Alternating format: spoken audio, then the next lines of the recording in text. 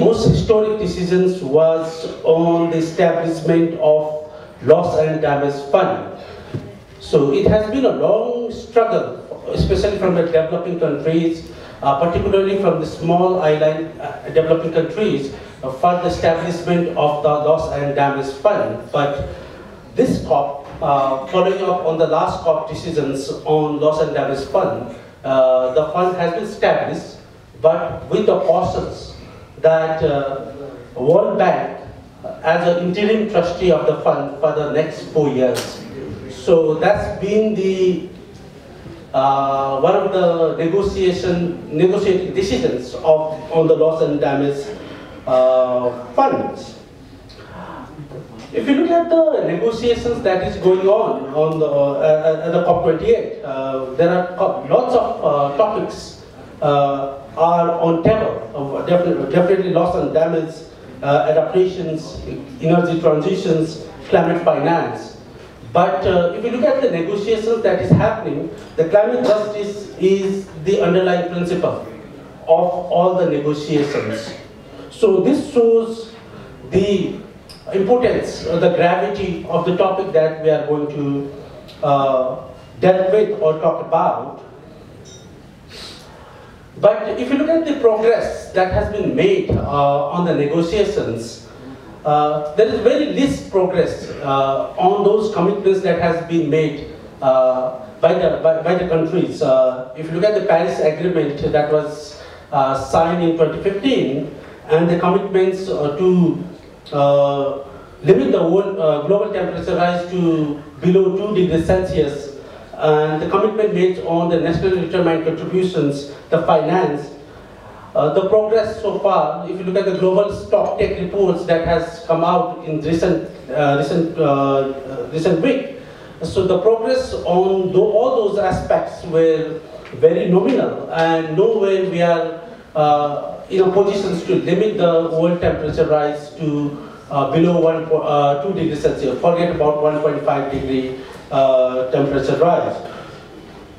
So this shows that we need to build more pressure. The pressures to our government, to the developing developing countries to live up to the commitments.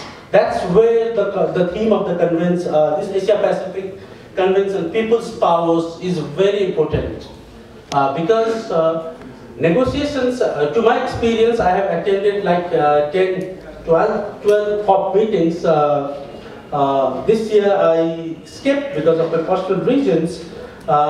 Negotiations, to my experience, is never ending, and there is no urgency in terms of the decisions that has been made. It takes years, or even the decades actually, to come up with the decisions in the negotiations. So we as a people need to build pressures to our government to live up to the commitments that the government has promised in the international forums like COPs. So we need to demand more actions than plans and policies. If you look at the climate policies and plans, sometimes I say that we were saturated with the policies and plans. We keep on formulating plans and policies. As 10 years back, we developed our NAPA. It's called Local National Adaptation Plan of Actions. Now, most of our countries are developing NAPs, National Adaptation Plans. But if you look at the implementation status of the NAPA, National Adaptation Plan of Actions, hardly all the actions, priority action that was been identified in NAPA has been actually implemented. In case of Nepal, to be said that out of 9 priority projects, 2 projects were partially being implemented, largely because of lack of fund, and also largely because of the priorities. We are more interested in developing the plans and policies rather than the action. The focus should be on the actions. I think the community, the peoples need more actions on the grounds rather than the more plans and policies in the paper. So in this context, let me share two experiences that I had. One my personal experiences and one my professional experiences that may help to understand the issue of climate justice. Let me begin with my personal experiences. My childhood, like 30 years back, when I was a child, now, and I have a small daughter, and I am trying to see what her next 20 years will be, when she will be adult. So what will be the next, in the next 20 years? So how the world will be in that. We all have experiences, the changes that we have. The city, the Kathmandu, has changed a lot, and the world has also changed a lot. Climate change is among the multiple factors behind the changes. If you can see, this is December, and if you and in the winters, if you see in Kathmandu, like 30 years back, it used to be the city used to be much colder than what we witness in recent years. When we used to be a child, if you put the water in the bowl and leave it overnight outside, then the water used to be frozen. So that's the level of that's the temperatures that we had in the last few decades. But those winters we have witnessed a change in the winter. Now the nights are quite warmer. The science has said that. So this is the experiences, that my personal experiences we all had in terms of the changes in the weather, in the climate. In terms of my professional experiences, recently I visited Melamchi, it's like around 40 kilometers from Kathmandu. It's not very far, and the place was hit by the flood, a massive flood in 2021, and the area has no history of floods of that scale in the recent years. So that's how the community iterates their experiences of the floods. But it was a massive floods in 2021. 600 plus households were damaged. 23 people are still missing. 1 loss of lives and 6 injuries were reported. Similarly, the hectares of arable lands, hundreds of hectares of arable lands were washed away. And it has a long-term implications on agricultures, local agricultures, and also on the food security of the peoples living there.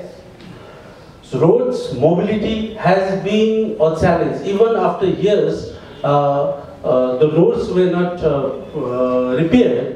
And during, especially the monsoon season, there is a temporary disconnections to some of the communities, and those communities were inaccessible in those, and bridges were there, and the hydropowers, and one of the biggest water supply projects that was supposed to supply water to the Kathmandu Valley, we call it Melamchi Water Supply Project, was also partially damaged. And since then, the water supply in Kathmandu is disrupted because they were still repairing the water supply project. So this is the scale of damage that a single flood can bring. And if you look at the economic value of this, of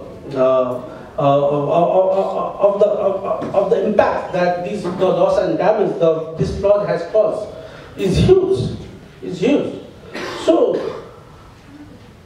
these are, like Melamchi, there are many other extreme climate events that Nepal in the Hindu-Kush Himalayas has witnessed. In the recent year, I think this year only, in Sikkim, in India, the massive floods has hit. And so we had experience from Pakistan and also in other parts of Nepal as well.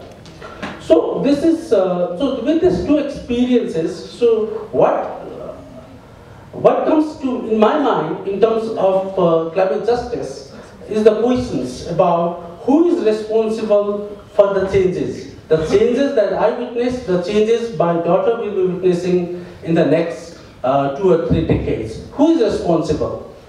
And who is responsible for the extreme events that the community of Melamchi has suffered, and also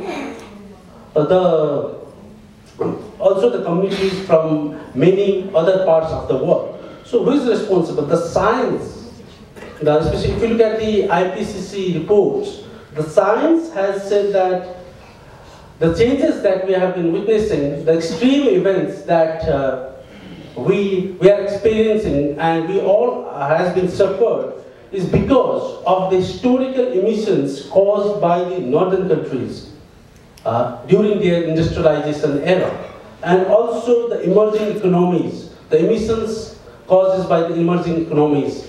So these emissions has been responsible for the